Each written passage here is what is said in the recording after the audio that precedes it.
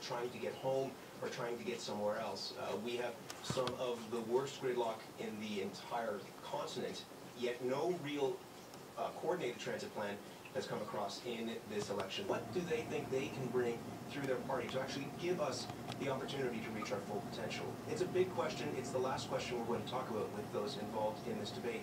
And I think in many ways it's the most important one because it stitches together the other three areas. Yeah, and it's interesting that you are looking at not just the city, right? This is a regional issue. We've become this huge Golden Horseshoe city now. Civic Action used to be called the Toronto Civic Summit Alliance. They changed their name in part because they understand, like a lot of us do, that we are a region, that the line between the 416 and the 905 is a matter of going across Steeles Avenue.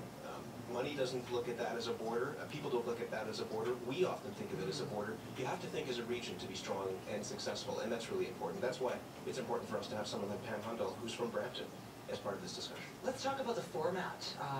What kind of questions are people going to be able to ask? Is it going to be a free-for-all?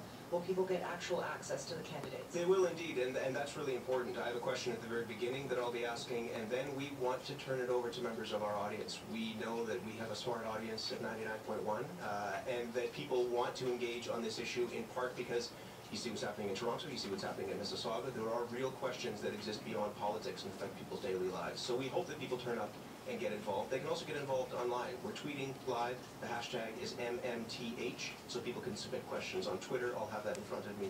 We'll be able to put those to the candidates as well. You're a good tweeter. I follow you. Tweeting is fun.